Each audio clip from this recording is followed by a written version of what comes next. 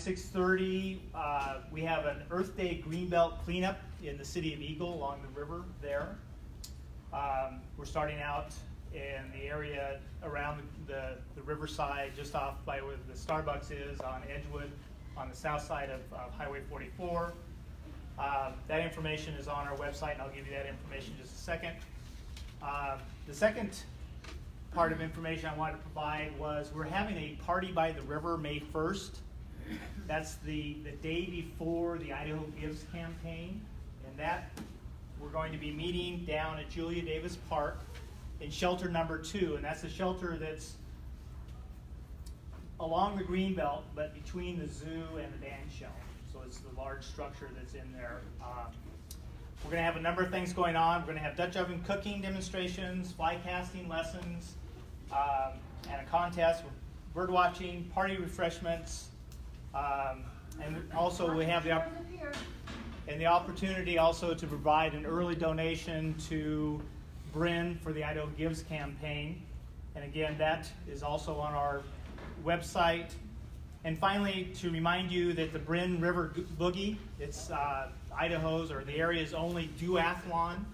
It's a paddleboard or paddling and running duathlon. That's at Esther Simplot Park, and that's going to be on Sunday, September 15th from 10 a.m. to 1 p.m. Just early reminder because there's an early registration deadline of April 30th. At that time, you have a discounted price. Individuals, $45. Teams, $80. And there's a kids group as well. The kids are $30 before April 30th, and the kids team is $45 before April 30th. So I'll let you know about those. Lots more detail than I can provide today, and that information is available on our website, and that's www.boiseriverinhancement.org. So if you go there, you can see that. There's information about our coordinating team meetings, lots of information on news blogs, information about a number of the projects we're working on, and opportunities for you to either engage with us as members or as participants and volunteering as well. So again, thank you for coming out today, listening to me ramble on about this. I'm going to turn it over to Maria Miracucci. Sorry, butchered your name. And she's going to introduce one of our former coworkers. Yes. Hi, my name's Maria Miracucci. I am on the Bren board, and I'm on the coordinating team. And I'm here to introduce David Blue. He comes to Idaho from the great state of Kansas. He's got gave us the greatest movie ever made. David has a BS in wildlife management, an MS in environmental biology, and 30 years of experience in water management. So, David, take it away. Thank you very much. Liz? So I used to go to meetings and I'd hear somebody get introduced and say they have 30 years of experience, and I would think, wow, this is somebody who really knows a lot. I realize if 30 years of experience, I really don't know any more than I did 20 years ago. And it's a different perspective now. It just makes me feel old. And that's what I want to talk a little bit about today, is changing our perspectives on the Boise River. And I've entitled this Historical Conditions of the Boise River Prior to Large-Scale Watershed Development, and talk about changing our spatial and temporal perspectives on the Boise River. This is just an infrared aerial from that area, kind of where Maine crosses. And this is, it used to be the Shiloh Riverside, now it's the Cottonwood Hotel. And I just want to focus on that. I've kind of turned it into red. Here's the Boise River right here. And I want to bring in where the river was in 1867. And here's where the river was. It's shifted over here to the south and west quite a bit. By the way, if you stay in the motel, it's $12 more for a riverside view, the picturesque Boise River as they describe it on their website. So at least these people here are still getting a riverside view. But I want to talk about changing our spatial perspectives a little bit. And let's look where this hotel really was in 1867. In 1867, they could have charged picturesque river users on both sides of the motel.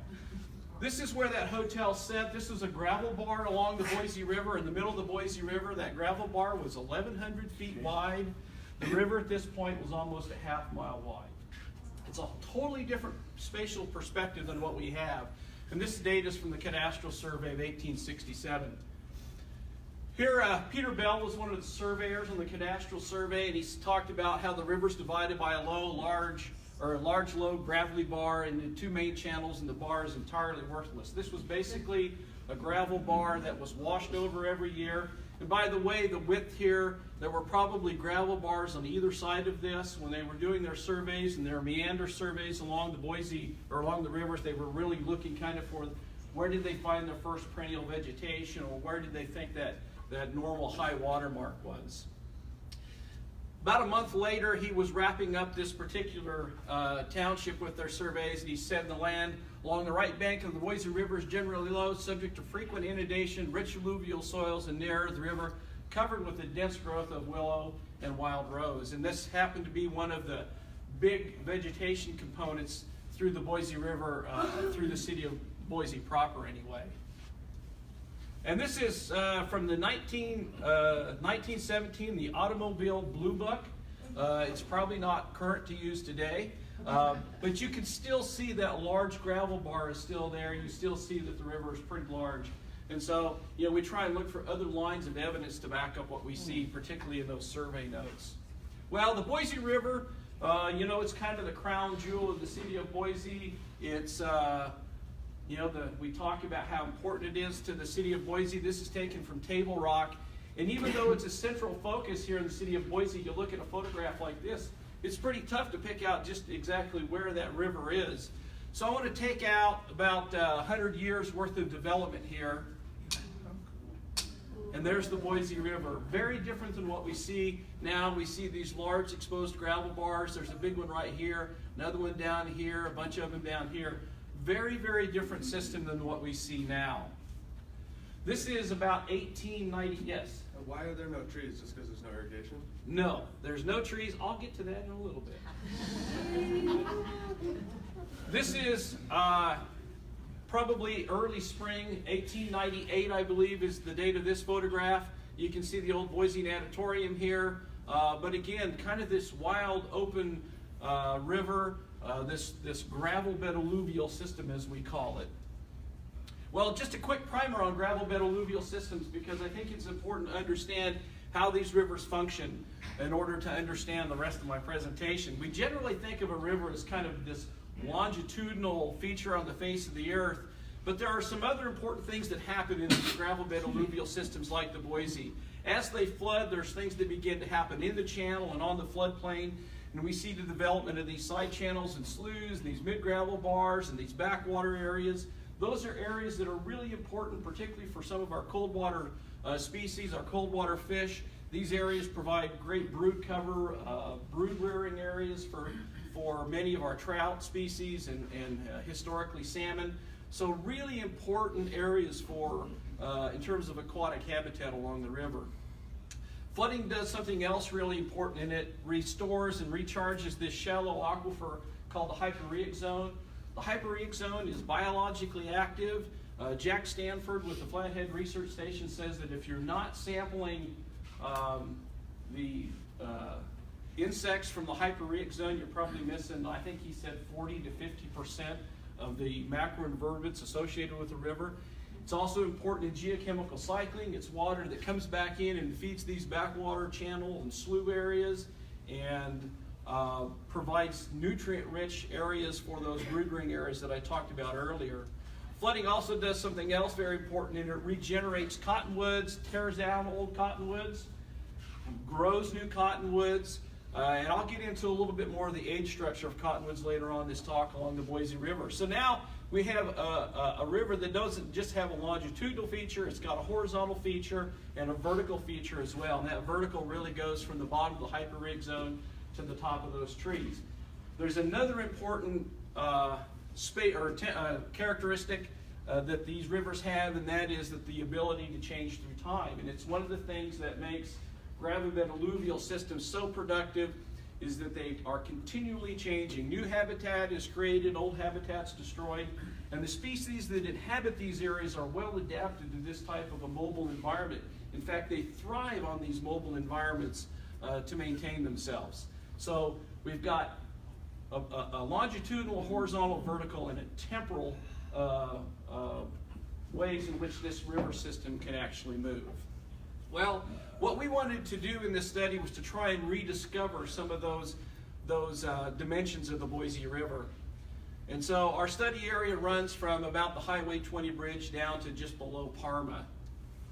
The study was undertaken, this study was undertaken, believe it or not, 20 years ago is when we started this, and completed it, I don't know, 18 years ago. It was part of a planning project in the Boise River. It was also used as an effort to assess the potential for an ecologically based system management on the Boise River. We used it to provide some additional context for understanding flooding potential in the Boise River. And one of the big things that it's been is an educational and outreach tool. I've given this presentation, or some version of this presentation, somewhere between 60 and 70 times. So this is one of the first descriptions by a white European looking at the Boise River. William Price Hunt was one of the overland historians, and he talked about on the 21st at daybreak, saw ahead of us a river that flowed to the west, its banks lined with cottonwood and willows. And I think, I'm not exactly sure where they hit the river, but looking at his journal, it was probably somewhere in that Eagle area from what I can tell. But this was one of the first descriptions that was provided of the Boise River. This is one of the earlier maps I found of the Boise River. Up until about the 1840s, 1850, it was known as Reed's River. Reed was one of the overland historians that came through with William Price Hunt. They came back into this area in 1813 and 1840 to exploit what they called the enormous fur wealth in this valley. Lots of beavers that were one of the primary targets for trappers during that time. Reed was eventually killed by the Indians. He and his party were killed, and many of you know the story of Madame Dorian that escaped over the Blues and spent the winter in the Blues. If you ever get a chance to read about Madame Dorian, it's really a great story to read. This is from Judge Milton Kelly, who toured this valley in 1876, and he talked about the difficulty of keeping up a ferry anywhere on the Boise River except the canyon, owing to its constantly changing channels. And the canyon he's talking about is the canyon at Canyon Hill. Very narrow area in the river there, pretty sturdy banks that didn't wash out from year to year. They tried to establish a ferry near the city of Middleton, but the approaches kept washing out from year to year. So that canyon was about the only place where they had a successful ferry on the river. Well, we kind of wanted to find another data set we could use, and so we looked at the cadastral survey. The cadastral survey is basically what provided us with our legal description of all the land in the United States. This is a survey crew from the late 1800s. It has a lot of similarities to modern-day elk camps, if you've ever been to one of those. Numerous firearms and at least one whiskey bottle. So. But this is what those guys were doing, is they were surveying out all of these section lines, providing where these section corners were, where quarter quarters were, and where the river was. And additionally, as they marched their way down these section lines, they noted a lot of things in their notes. And so we went through, I don't know, probably 300 or 400 pages of these notes. And this is the chains as they move down the section line. There's 66 feet to a chain, and so at 40 chains, which is halfway down the section line, he says, set a post with chart stake and mound of earth as per instructions for the section corners, or for the quarter section corner. There's a house that bears east. There's another house that bears north 40 degrees west at 15 chains. There's Montgomery store, another house, Monday store. If you know your history of the Boise Valley, you know that we're talking about the Middleton area right here. At 40 chains, there's a fence and leaf field. At 47 chains, a wagon road, fence and interfield, fence and leaf field. And then finally, at 80 chains at the end of the section line, set a post with chart stake and mound of earth with pitches per instructions for the corners to sections 5, 6, 7, and 8. Land level, soil first rate, timber, a scattering of cottonwood on the south side of the Boise River. So there was an enormous amount of information in these notes. And if you just look at kind of plotting up the raw data, this is what the raw data looks like. Here was the river. This is actually Middleton Road right now. Comes right up through here like this. Here are the 2 stores. Here are the 3 houses. Here's a fence and interfield and fence and leaf field. And this blue triangle and this blue triangle here are sloughs. And every time he crossed a slough, he gave me a width and an azimuth. And that was some data that we thought we could really use to rediscover some more of the spatial extent of the Boise River. And so this is what the Boise River looked like circa 1867, 1868. And the thing that should strike you is how wet and how broad this valley bottom is here, with lots of side channels and sloughs in this area.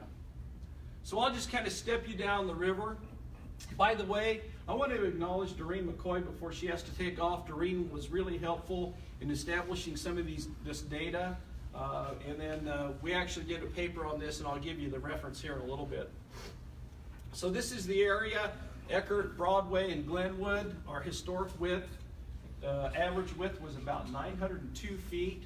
Our current width is 141 feet. So we've seen a considerable narrowing of the river. Here's that great big gravel bar that I talked about earlier. There's another one just downstream of it. And if you think about where the gravel pits are along the Boise River, this is where they are. Obviously, they're there for a reason. Another big gravel bar up here, just downstream of the Eckert area. Well, we always hear the story about, coming over, I forget which explorer it was that came over, Lavoie, the trees. Well, the reality of it is, through the Boise City proper, there wasn't a lot of cottonwood trees. There was a fairly thin veneer of cottonwood trees along the Boise River. However, this pink line right here is that willow and wild rose that surveyor talked about earlier. This is in the Loggers Creek area. There was some development of cottonwoods in this area, but this line was actually just a pretty thin veneer along each side of the river. This is down in the Eagle Island area. We'll talk a little bit more about Eagle Island here in a minute, but again, you can see this dramatic change in the width of that river. But think about this now. This is a river system with the intact hyporheic zone, and this river system is almost 2 miles wide. We're looking at all those side channels and sloughs that are associated with the river. There's no irrigation occurring at this time. These are all natural wetland areas that were occurring along the Boise River. And so to think about the river as not just this narrow corridor down through the valley, but historically that river system was almost 2 miles wide.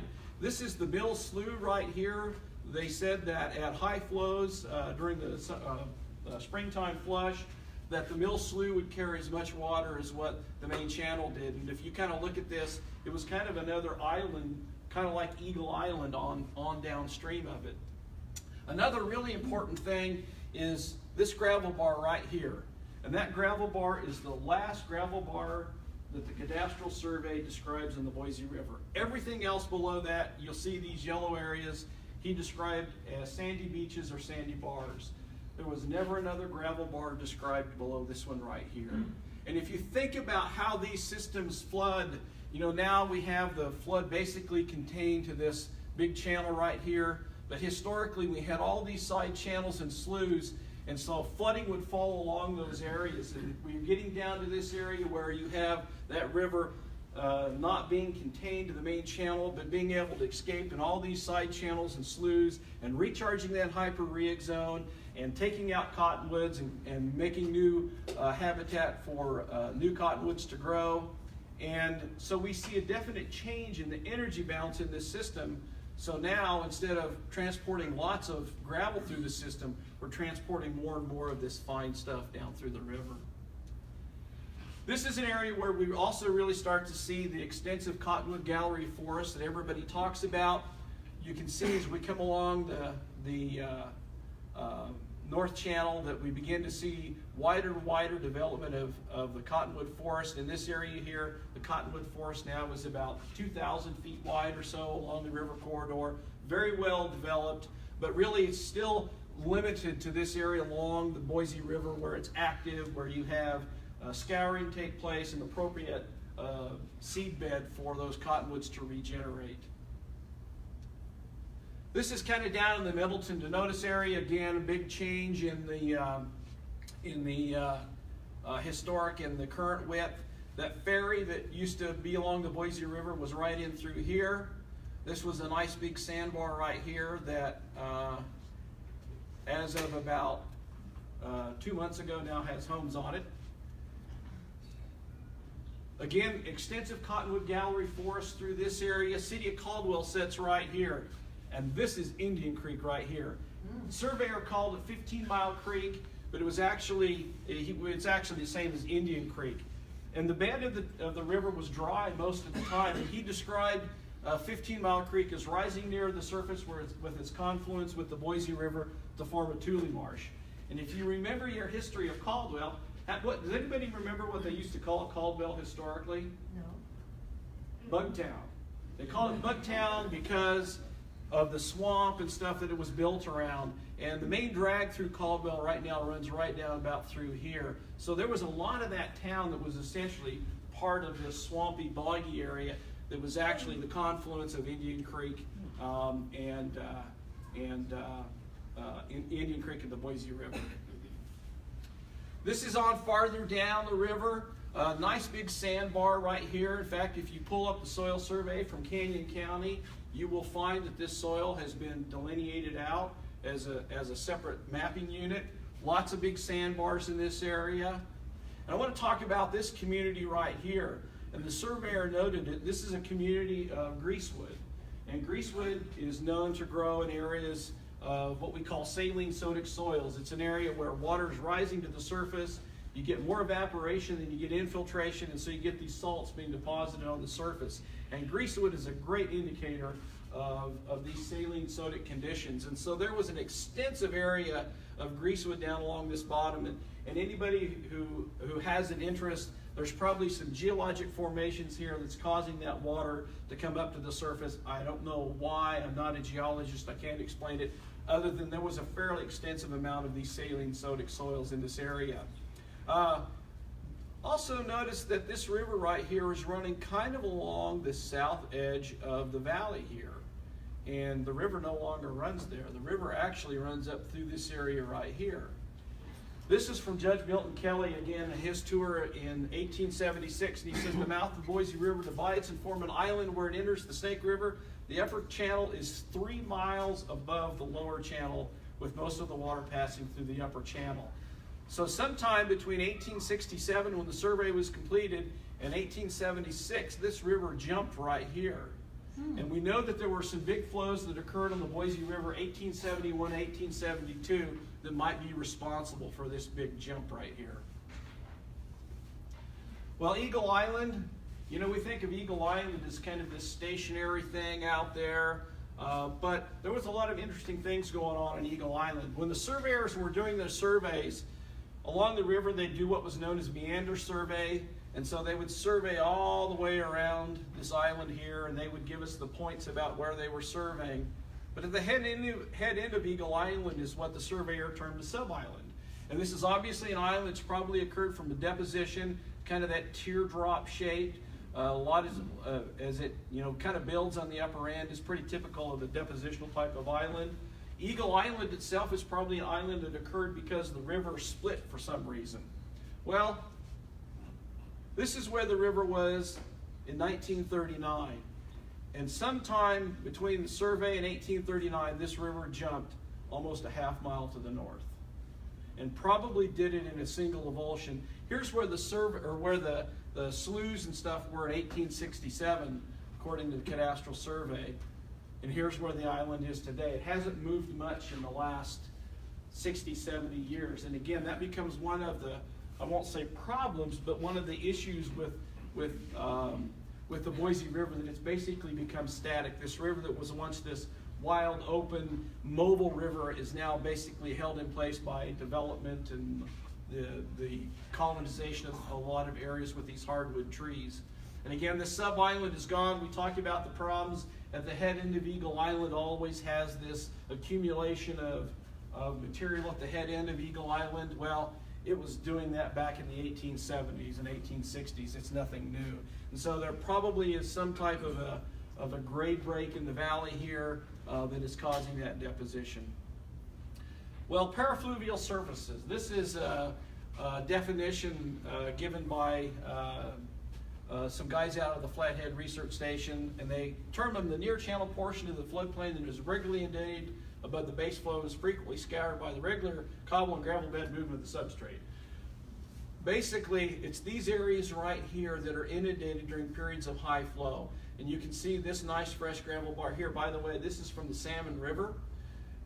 Here's some more down here. Here's another one down here that you can see is slightly elevated. It's beginning to get colonized by willows.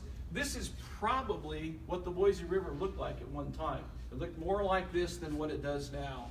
And this is still a fairly dynamic system. And this gravel bar here, it'll grow willows for a little while, and then you'll get a big flow that'll come down, and you'll have a tree that'll come down here and wipe out all those willows and scour that gravel bar and move it around, and now you've created new habitat for more willows to grow and more cottonwoods to grow. So this is kind of what this area looked like, or what the Boise River probably looked like in its historic condition. Well, we don't have a lot of good information to quantify parafluvial surfaces, except we do have some photography from 1939. Arrow Rock is in place, but none of the other dams are in place above Boise. So what we decided to do was simply just use reflectance values and try and quantify what those bare surface areas were on the Boise River. So this is 1839. This is the exact same spot in 2000. And if you look at the difference in the parafluvial surfaces between the two times, there it is. We've got 19 hectares in 1939, and by 2000 we're down to half a hectare. So we see an enormous change in these parafluvial surfaces that are really an important part of these gravel bed alluvial systems, that they're almost gone. Well, the other thing we wanted to do is try and look at the distribution maybe of these sites. And so this is just looking at the frequency. We've got these here that are less than 0.1 hectares. Probably ecologically they're meaningless. There's a whole bunch of them, but ecologically they're meaningless. But as we begin to get to these larger and larger acreages, we see that basically we're missing those in the current Boise River, particularly when we get up to those that are greater than one hectare in size, that we basically don't have those big bare surfaces along the Boise River anymore. And we did this for a number of areas along the Boise River, and this basically holds true throughout most of the system. And those parafluvial surfaces have now been colonized by, a lot of times, cottonwoods are not even there. Most of it are hardwoods. I remember stopping at the canyon there just above Caldwell and just parking along the road, and I counted 7 different species of hardwood trees that have invaded those parafluvial surfaces and basically kind of locked that river in place. Through the city of Boise, it's not only hardwood trees, but it's now homes and stuff that help lock that river in place and no longer allow the river to scour and create these large parafluvial surfaces that were once fairly common. Well, trees. You know, we think of trees as being an important part of the Boise River. And one of the things they did when they did these surveys is they were required to mark bearing trees when they were at a section corner, a quarter corner, or a meander corner along the Boise River. And one of the things that we all think of is, you know, big cottonwood trees that we see along the river, you know, in Municipal Park. Well, those just weren't really common along the Boise River historically. We were able to catalog all of the trees that they marked. 30-some trees that were in that 10-inch diameter range. That's a tree that's probably 14 to 15 years old. Not very many of them in this great big range right here, but they marked a whole bunch of them that were less than 10 inches.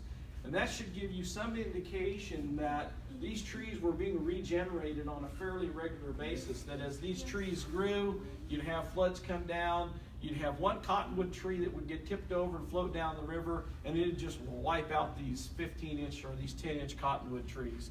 And again, create those scour areas for new trees, new habitat for these trees to develop in. So this is the modern floodplain, or no? This is the data from 1867. So these are the bearing trees that they were marking back then. like how far from the river are they counting? Like So a mile in each direction, 2 miles in each direction? no, they were marking at any section corner that they marked, they were required to mark bearing trees in the 4 quadrants, if they could.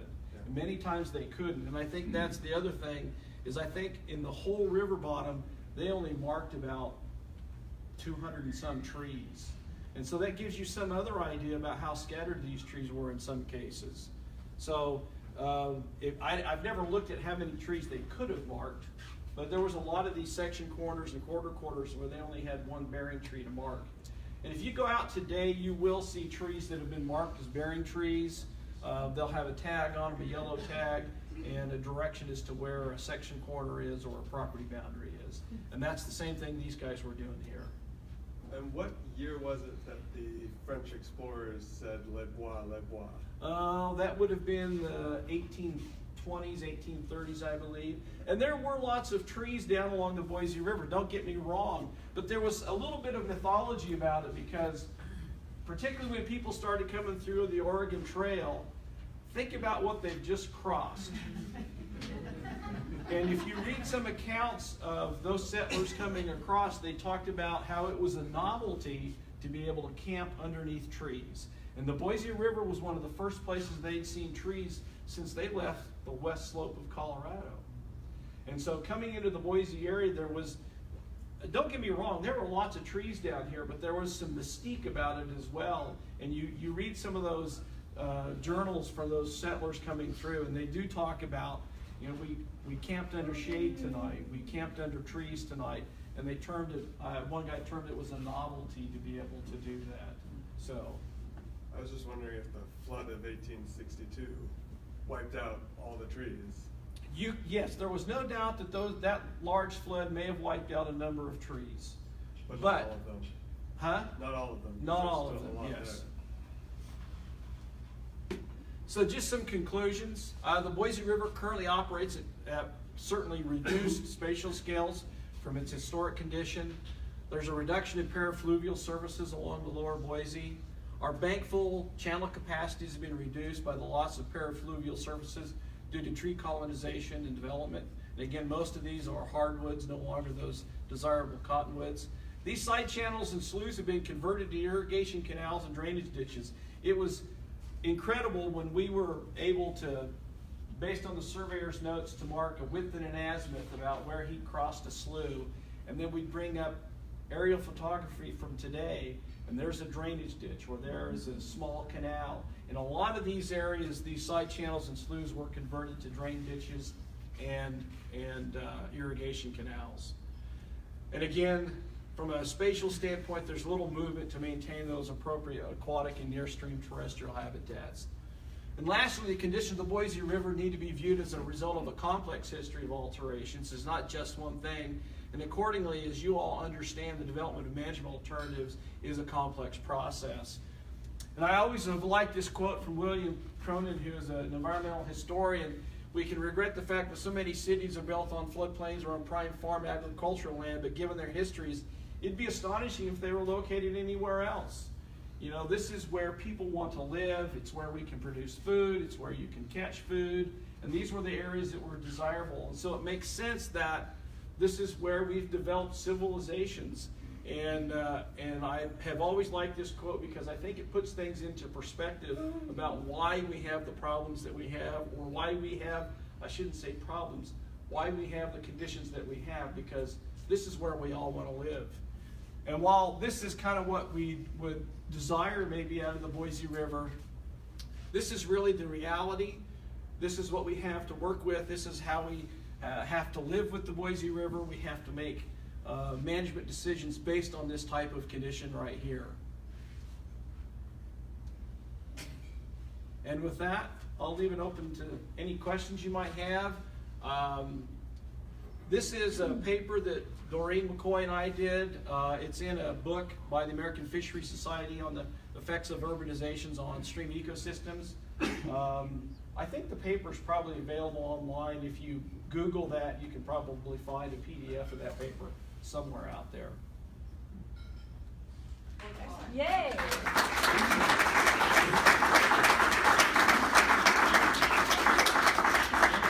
Questions for David?